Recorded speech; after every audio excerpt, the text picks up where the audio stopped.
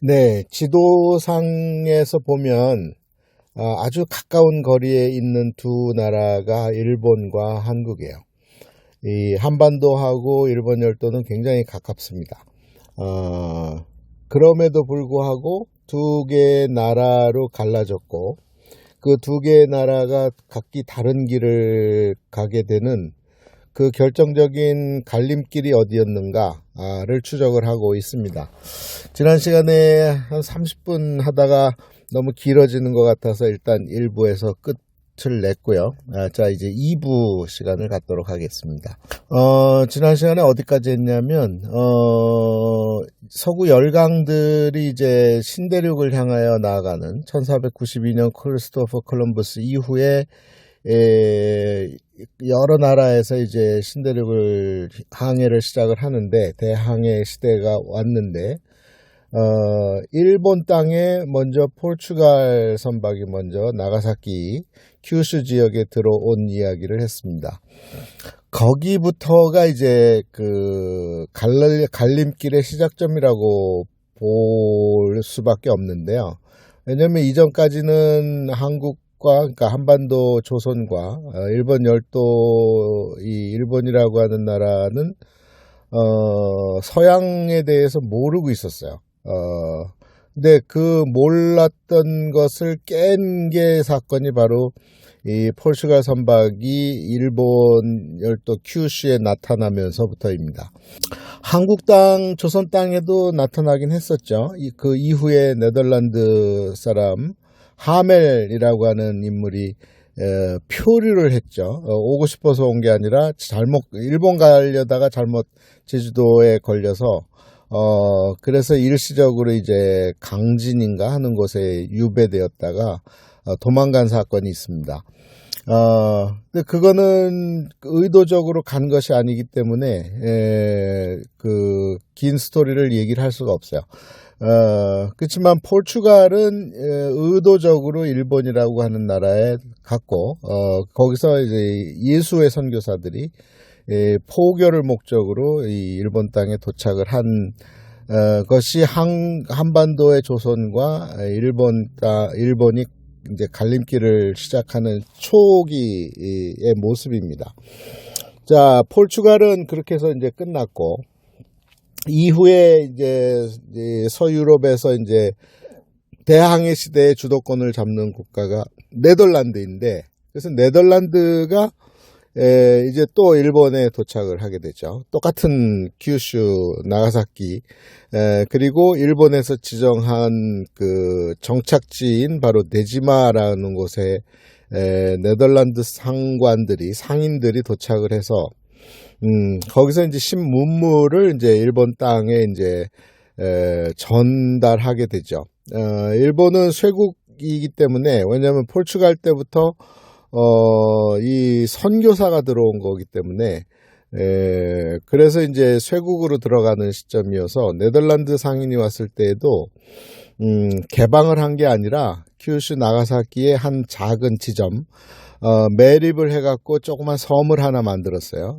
그리고 그 안에서만 거주하게 하고 선박도 거기에 도착하게끔 했습니다. 출항을 하게끔. 그리고 그곳에 들어가려면 그 데지마가 뭐냐면, 섬을 떠난다, 데지마, 섬을 벗어난다, 출입을 한다, 이런 뜻이에요, 사실은. 그래서 제한된 구역, 서유럽으로 얘기하면 일종의 개토입니다. 개토지만 이제 그 내용은 다르죠. 이 서양 문물이 일본 땅에 자유롭게 들어오지 못하는 통제소로서의 데지마예요. 그러니까 일종의 거기도 세관인 거죠. 세키쇼에 해당된다고 볼 수 있습니다. 어쨌든 이 일본 사람들이 제한된 허락받은 인원만 들락날락할 수 있도록 해놓은 곳이 데지마였는데, 그렇게 한들 이 야간에 저녁 때가 되면 이 사람들이 밖으로 나온다는 거예요. 밖으로 나와서 유흥가를 들락날락 하기도 하고, 또 일본의 또 사람들이 대지마로 들어가서, 그러다 보면 이제 서양 문물이 전달이 되게 되는 거죠. 그래서 새로운 것들이 일본 사람한테 알려지기 시작을 해요. 그걸 이제 난학이라 그래요. 왜냐하면 네덜란드가 화란이잖아요. 화란, 이 한자로 쓰면. 그래서 화란의 란을 따서 란학이라 그래요. 이게 네덜란드 학문이다 이 말이죠. 학문이라고 할 수 있을 만큼 많은 것들이 들어온 거죠. 의술, 그리고 그 이외에 여러 가지 내용들이 이제 일본 사람들에게 전달되면서 서양에 대한 눈을 뜨기 시작을 하는 거죠. 조선은 그게 없었던 거야. 표류자로서의 하멜이 잠깐 들렸을 뿐이지. 그러면서 이제 시간이 이제 에도 막부가 이제 도쿠가와 이에야스가 한 200~300년간 이제 잘 평화의 시대를 유지를 하다가 이제 서양 선박이 나타나면서부터 이제 술렁이기 시작을 하는 겁니다. 그게 이제 1800년대가 되는 거고, 1800년대 중반에 결정적으로 1850년쯤에 드디어 이제 미국에서 출항한 선박, 무역선이죠. 그걸 구로부네라 그래요. 구로부네라고 하는 큰 대형 선박이 일본 땅을 거쳐 지나가야 되는 상황이 생긴 거예요. 뭐냐면 기름이 선박에 사용될 연료가 지금 부족하기 때문에, 그 당시에는 이제 연료가 고래 기름을 쓰기도 하고, 또 뭐 석탄을 쓰기도 하고, 목탄을 쓰기도 하고, 뭐 여러 가지 썼겠지만, 어쨌든 그 기착지로서 잠시 들릴 곳, 스탑오버 할 곳으로서 일본을 잠깐 들리게 되는 거죠. 왜냐하면 이전에 이미 스페인이 이제 마젤란을 통해서 세계 일주를 달성을 했어요. 그래서 스페인이 한 바퀴 돌아서 이 필리핀까지 오게 되면서 세계 일주를 완성을 했기 때문에 이미 이 항로는 개척이 되어 있는 것이어서 서양인들의 관심사는 사실은 중국과 인도지 그 이외의 국가들은 별로 관심이 없었어요. 잘 몰랐기도 하지만. 그런데 이제 중간에 일본이라는 곳을 들리면서 미국이 일본에게 대해서 개방을 요구하게 되죠. 그래서 뭐 우여곡절을 다 거쳐서 결국은 이제 일본이 개항을 하게 돼요. 그게 이제 1854년이라고 기억이 되는데, 그래서 일본과 미국이 수교를 하게 되죠. 수교를 하면서 이전에 포르투갈과 네덜란드가 가져왔던 것 이상의 또 새로운 것들이 이제 전달이 되면서 일본은 이제 눈을 뜨게 되는 거예요. 서양에 대해서 눈을 뜨게 되는 거죠. 그리고 얼만큼 일본이 서양에 뒤처져 있는가도 처절하게 깨달은 거죠. 그거는 마치 이제 일본이라고 하는 나라를 개국하는 700년대 초반에, 600년대 말 700년대 초반에 일본이라고 하는 나라를 개국하는 사람들의 핵심 세력이 백제인들이라 그랬죠. 우리 조상들이 일본을 개국했다고 몇 차례 얘기를 했습니다. 그러면서 이제 그들도 그 당시에 그들보다 앞섰던 것은 바로 중국이었고, 중국의 장안성을 모델로 해서 이제 나라의 시대, 헤이조교 시대를 맞이하고 더 발전해서 이제 헤이안교 시대, 교토의 시대로 가는 모델이 중국이었듯이, 이제는 이제 큰 선박이 상상을 초월하는 큰 선박이 들어오면서, 증기선 같은 게 들어오면서 이제 깜짝깜짝 놀라는 상황이 되는 거죠. 그러면서 서양에 대한 관심이 이미 포르투갈과 네덜란드를 통해서 일부분은 알고 있었는데 더 많은 것을 알고 싶어지는 그런 상황이 되는 거예요. 그게 1850년대쯤 돼서 결국은 이제 일본이 이제 쇄국에서 개항으로 가는, 그래서 명치유신이라고 하는 것을 1868년에 드디어 단행을 합니다. 근데 그 명치유신을 단행함에 있어서 결정적인 역할을 했던 몇 개의 그룹이 있어요.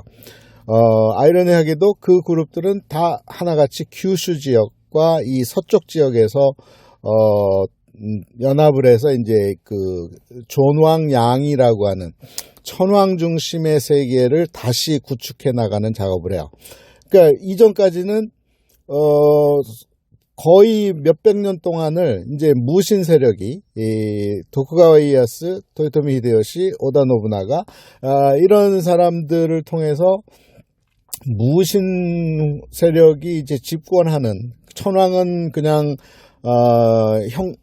이름은 보존하되 실권이 없는, 그리고 이 쇼군으로 임명받는 쇼군이 되는 이 무신 세력이 집권하는 시대가 몇백 년간 흘렀는데, 이 서쪽 지역을 중심으로 큐슈 중에서도 큐슈 남쪽에, 가고시마 쪽에 사츠마 번이라고 하는, 그 당시에 이제 행정체계에서 이제 영주들이 다이묘라 그래요. 다이묘들이 지배하는 곳들 번이라 그랬어요. 그러니까 사츠마 번하고 그 다음에 이 시코쿠 남쪽에 있는 토사번, 그리고 이 큐슈 북쪽에 지금의 시모노세키 북쪽으로 올라가서 야마구치에 해당되는 그것을 초슈번이라 그러는데, 이곳들이 이제 연합을 해서 동맹을 해서 이제 치고 올라와서 이제 존왕량이 천황 중심의 국가를 다시 회복하는 작업들을 하게 되죠. 그게 명치유신이에요. 명치유신을 하면서 개국 이제 개항에 들어갑니다. 서양에 대해서 눈을 돌리면서 이제 모델을 그들이 추구해 나갈 모델을 서양 국가들로 이제 바꾸게 되는 거죠.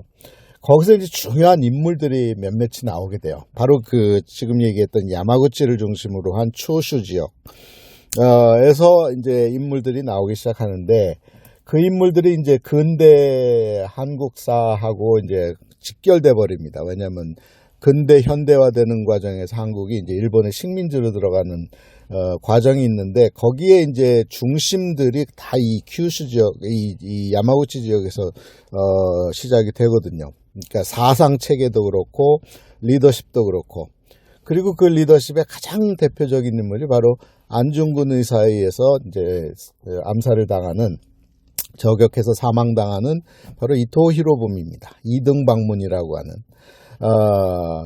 이 이등 방문이라고 하는 그 세대의 친구들이 있어요. 5명의 친구들이 있는데, 결정적으로 이제 조선하고 일본이 다른 길을 가고 한참 이 격차를 보이기 시작하는 시점이 바로 그때입니다. 이 이등 방문에 등장하는 시대, 이토 히로부미의 원래 이름은요, 이등 씨가 아니에요. 이토 씨가 아니라 원래는 임씨입니다. 임씨. 경상도 쪽 후예라고 볼 수밖에 없는데 하야시가 되죠. 일본에 가서는. 원래는 임씨였는데, 임씨였고 이름도 히로부미가 아니라 그건 나중에 이제 만든 이름이고, 원래 이름은 슌스케예요. 슌스케. 이게 이제 아명이죠. 어렸을 때 부르는 개똥이 말똥이 하는 슌스케예요. 그래서 원래 이름은 하야시 슌스케예요. 임슌스케.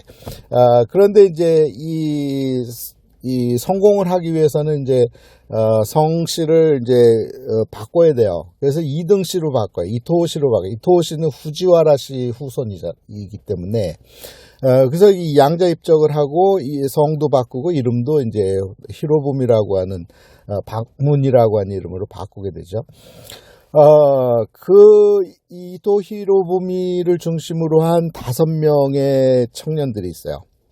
이 청년들이 이제 1850년대를 지나가면서 60년대 이제, 그리고 이제 명치유신 이 시기 언저리에 이제, 최초로 해외에 유학을 떠나는 5명을 초슈 5거리라 그래요. 초슈 5거리라 그러는데, 그 5명이 결국은 나중에 이제 총리 대신도 하고, 그 다음에 뭐 장관도 하고, 우리 지금으로 얘기하면, 그렇게 됩니다. 그 5명이 한결같이 이 일본을 이끄는 리더들이 되는데, 그들이 이제 어디로 유학을 하냐면, 영국으로 유학을 해요. 미국으로 유학한 게 아니라, 영국으로 유학을 합니다. 그 경위는 어떻게 되냐면, 이제 일본이 개항을 하면서 서양 이 세력들이 들어오면서 이제 상인들이 들어오기 시작해요. 상인들이 누가 제일 먼저 들어올 것 같습니까? 미국을 처음 개척한 이들이, 우리는 생각하기를 영국이라고 생각하지만 그게 아니라 네덜란드인이었고, 그리고 유대인이었다는 사실을 미국 편에서, 뉴욕 편에서 제가 여러 번 얘기했습니다. 마찬가지로 일본에 들어온 이들도 유대인이 먼저 들어와요. 일본에 유대인 상인들이 먼저 들어옵니다. 그 유대인 상인들은 우리도 잘 아는 상인들이에요. 왜냐하면 개화기에 우리 조선 땅에도 왔기 때문에, 조선 땅에서도 비즈니스를 했기 때문에, 어디에서? 지금의 월미도, 지금의 인천. 인천을 가면 지금도 그 기록이 남아 있어요. 이화양행, 세창양행. 세창양행은 독일계 유대인 기업이고요. 이화양행은 영국계 유대인 기업이에요. 이 이화양행에 주목하는데, 이화양행의 중국 쪽 인물을 우리가 잘 아는 오병감이에요.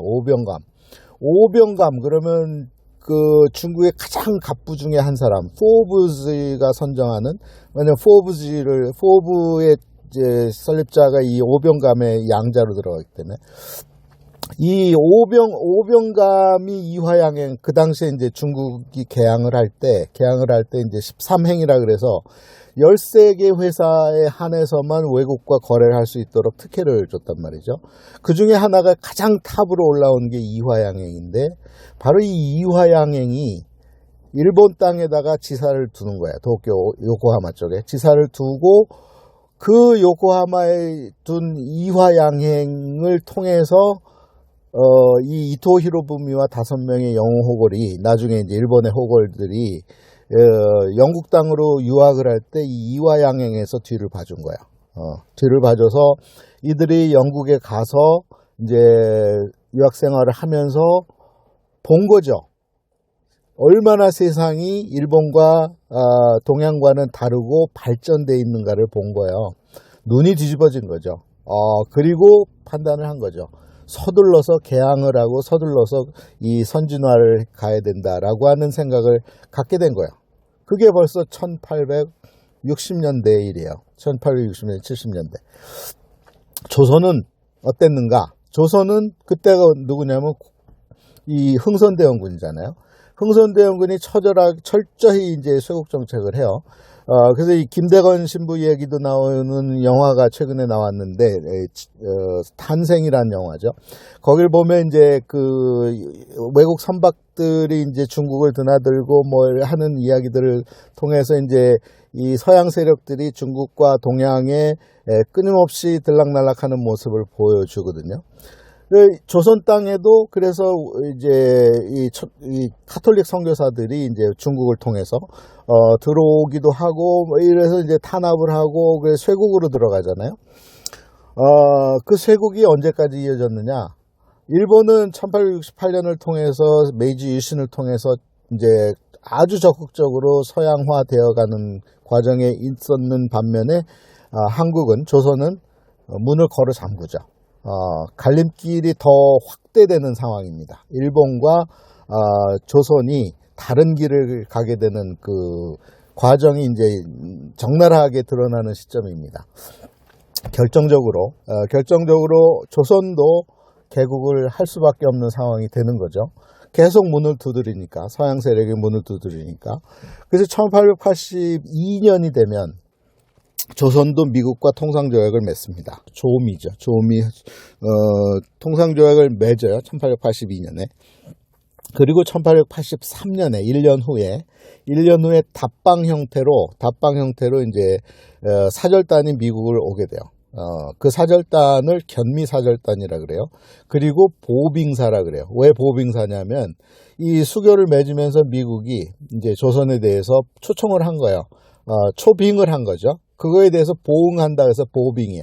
보빙사. 다시 말해서 그러면서 이제 미국도 배워야 되니까 견미사절단이 이제 정사가 정사가 민영익이죠. 부사가 홍영식이에요.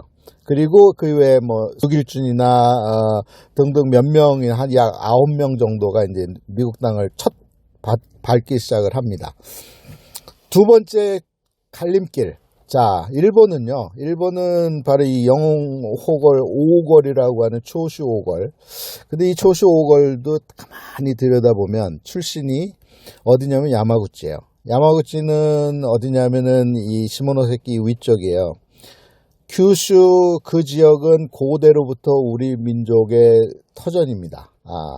큐슈 그리고 그 지역은 우리 조상들의 개척했던, 그리고 그 이후에 후손들이 계속 살았던 곳이에요. 그렇게 보면 어쩌면 바로 이 초슈 5걸 중에 일부분들은 우리 조상과 피를 같이 하는 한민족입니다. 이 초슈 5걸이 이제 영국 땅에서 본 게 뭐냐면, 유학하면서 본 게 뭐냐면 아주 중요한 것을 터득을 했어요. 그게 뭐냐면 자신들을 후원했던 회사 사람들과 교류하면서 세계의 경제를 지배하고 있고 지배할 민족은 유대인이구나라는 것을 깨달은 거예요. 이게 아주 중요합니다.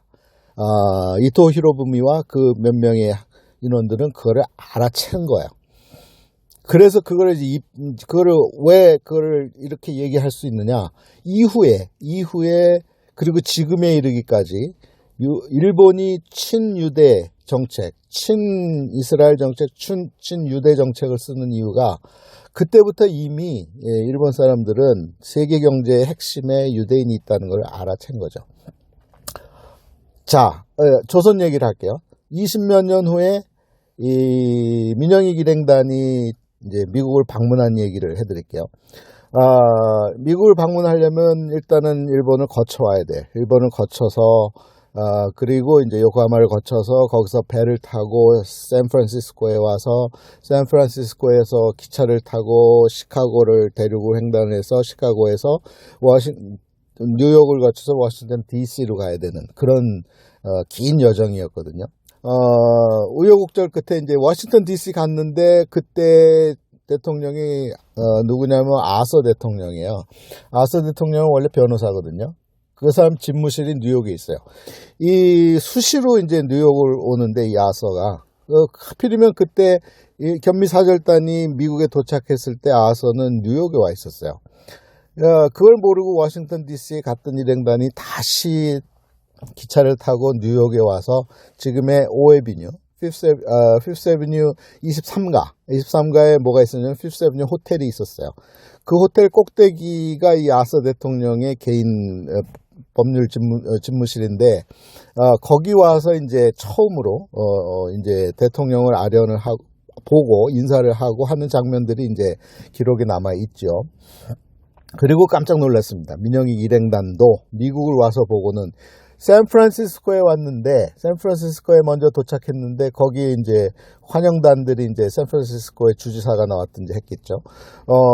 근데 호텔에 묵는데 호텔에 엘리베이터가 이미 있는 거예요.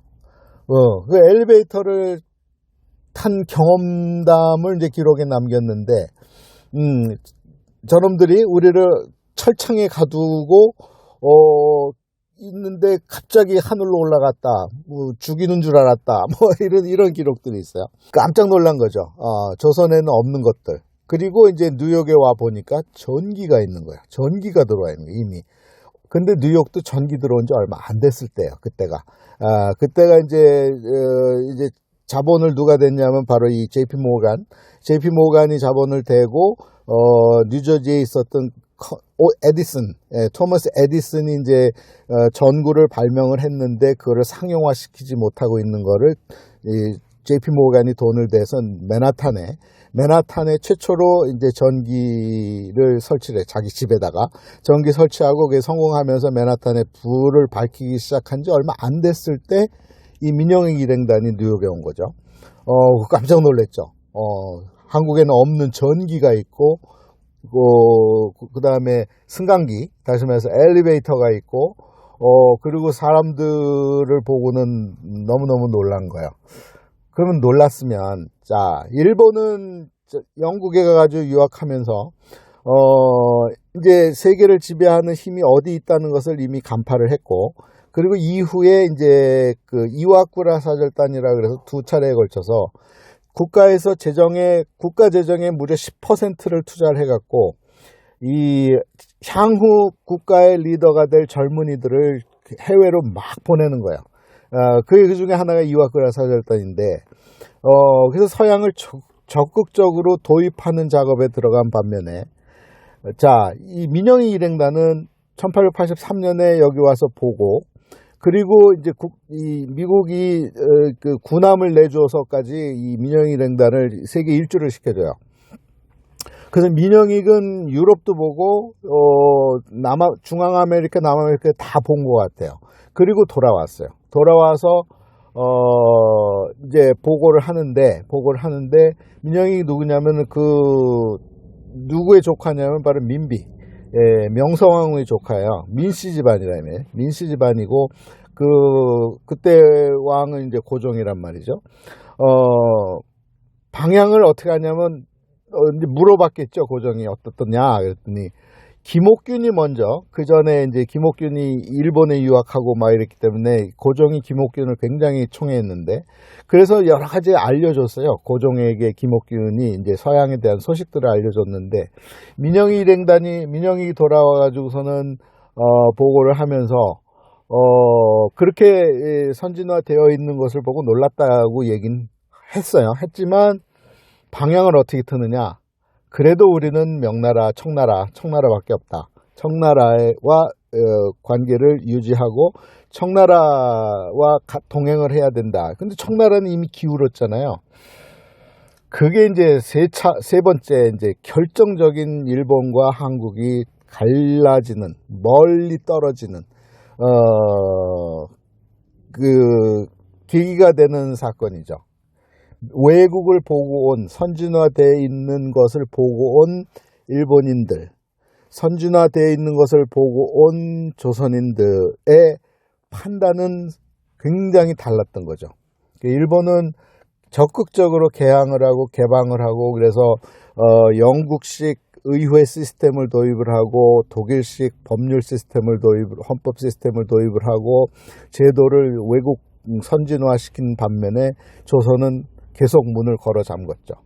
그리고 의지한 곳이 이 청나라. 그리고 곧 이어서 일본에 의해서 이제 전쟁에 패망할 러시아에 의지하다 보니까 한국과 일본은 이제 차이가 많이 생기게 되는 거죠. 그리고 일본은 적극적으로 유대인들을 활용을 합니다. 유대인들을 활용을 해서 러일 전쟁에서 승기를 잡기까지 미국에 와서 그 차관을 도입을 함에 있어서 유대인 차관을 도입했다고 지난번에 제이콥 시프를 설득을 해서 전비의 거의 절반, 약 40% 이상을 차관을 들여가는데 성공을 했다 그랬잖아요. 그렇게 해서 러일 전쟁을 이기고 바로 그 다음에 한국의 외교권을 박탈시키고 5년 후에는 아예 한국을 점령해버리는 그런 갈림길로 가게 되잖아요. 그것으로 멈추지 않고 일본은 중국 북쪽에 지금의 우리 조상들의 시작 지점이라고 할 수 있는 예맥 쪽의 시작 지점이라고 할 수 있는 바로 그 하얼빈, 장춘, 송화강, 그걸 이제 만주라 그러죠. 북만주. 만주에다가 국가를 하나 세워버려요. 그게 만주국이에요. 실제로 존재했던 국가입니다. 만주국을 세우는데 그 만주국이 얼마나 튼튼하게 계획을 하고 세웠는지 지금도 그 당시에 이름은 신경이라 그랬어요. 새로운 수도라 이거. 거기에 건물들이 지금도 그대로 활용이 되고 있어요. 도시계획을 완벽하게 하고 거기를 국가로 만들기 시작을 한 거죠. 그리고 거기다가 유대인들의 나라를 세워주겠다고 하는 그런 제안을 해요. 그게 이제 후구 계획이라고 하는 건데 나중에 별도로 제가 설명을 하겠습니다. 그래서 만주국을 세우고 그래서 이 일본은 그 야망을 섬나라에서 멈추지 않고 대륙 그리고 이 대륙 대부분을 차지하려고 하는 그 야망을 계속 진행을 한 거죠. 그게 결국은 이제 나중에 태평양 전쟁을 일으키는 판단 착오를 하고 그리고 결국은 이제 히로시마와 나가사키에 이 원자폭탄을 맞으면서 이제 전쟁은 끝나지만 그렇게 달랐던 거죠. 일본과 조선이, 한국이 다른 길을 가게 되는 몇 차례의 계기들이 있다 이 말이에요. 그 계기들에는 판단력의, 리더십의 판단력이 얼마나 중요했는지를 이제 알려주는 거죠. 그렇습니다. 한국과 일본이 어떻게 해서 다른 길을 가게 되었는지 그 내용에 대해서 오늘 얘기를 해봤습니다.